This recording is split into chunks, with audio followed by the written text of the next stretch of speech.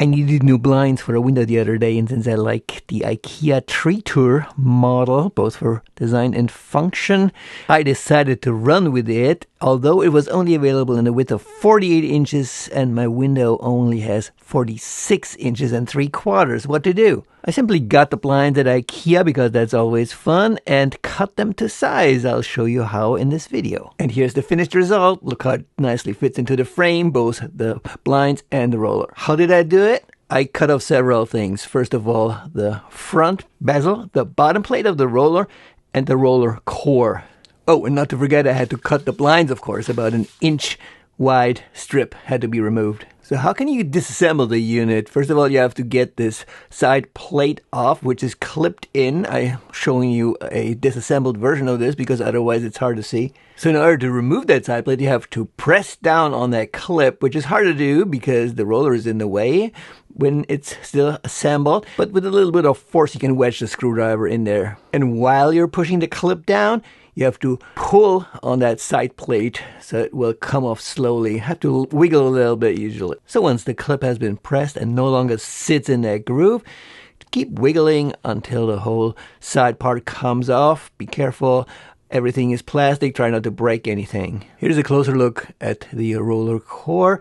Note there's a cross-shaped pattern here in the hole within that rod, and the guide also has a cross-shaped holder here, which is different from the opposite side where it's rectangle shaped. Now if you remove the cross-shaped part, you'll see that a spring comes out. So this is the mechanism that rolls the blind back up. Once you pull on it a little bit, the spring comes preloaded.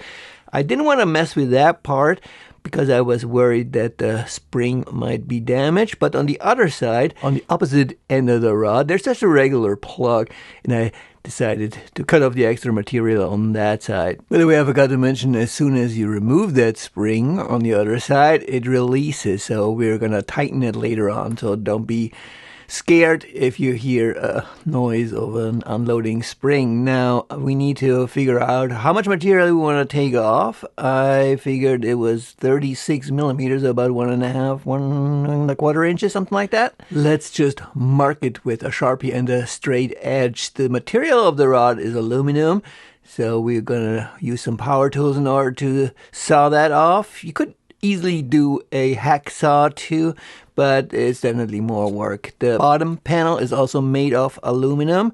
Let's also mark that for cutting it later. And also note that we need to add a groove for this end piece to snap in at the offset. I'm just gonna hand draw kind of an oval opening there, and later on I'm gonna drill in there. Last piece is the front bezel, which also needs to be shortened to the new length. It's made of plastic, so that's gonna be easier to cut, and in fact I'm gonna cut that one with a hacksaw. And although it's just cheap plastic, it takes a while because it's of its odd shape, but eventually the extra material will come off, and we just need to clean it up with some sandpaper or a file. For the rod, which is made of aluminum, we could also use a hacksaw, but it's definitely easier for one of these electric jigsaws, and that makes quick work of getting off that end piece. That'll leave you with some sharp edges, of course, just to make sure you won't cut yourself. File it down with a file or sandpaper. Same goes with the bottom plate. Saw off the extra material, file it down with a file. Drill a couple of holes for this little groove that we need for the clip. First with a small drill bit, then with a larger one, and smooth in the groove with a small file. Quick test if it'll fit with the end piece and the clip.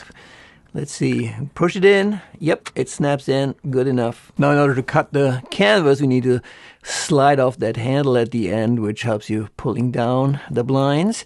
And you can pry off the end cap with a screwdriver here. In my case, it actually broke something that I had to glue later on. But if you've done that, you can slide the canvas out of this holder. Then take a pencil and mark the amount of material that you need to take off. Draw a line with a straight edge, and then use regular scissors or a power scissors in order to get it off. Now, truth be told, you'll never get a straight line this way.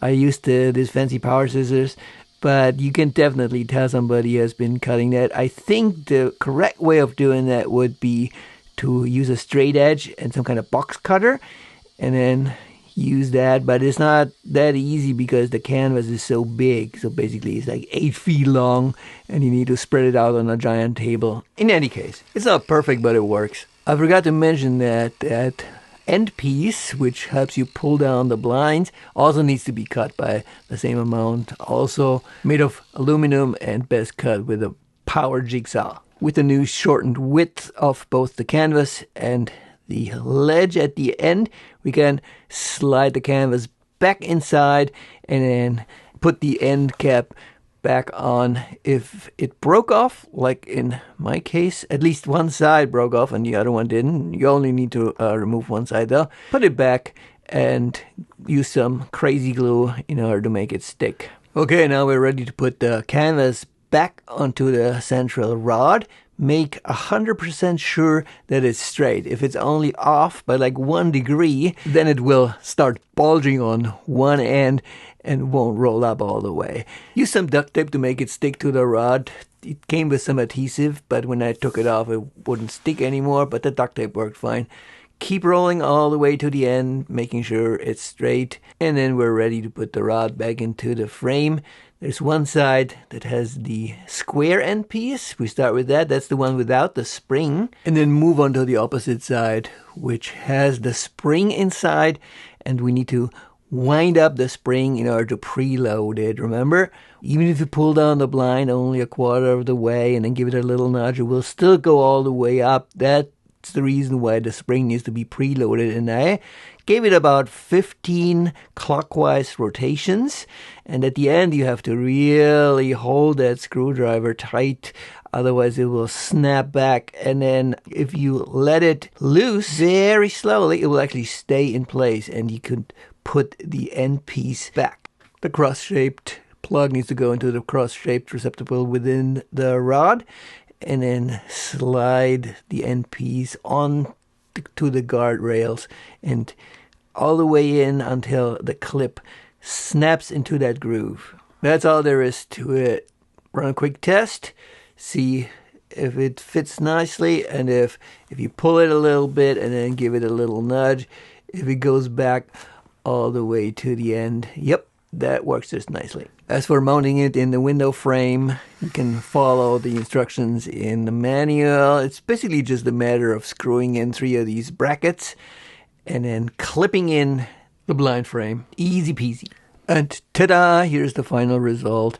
And here you can see how the spring has been preloaded and will pull up the blinds all the way to the end. Hope this was helpful, and you'll tune in next time. If you want to subscribe to the channel, that will help me out. Click the notify button.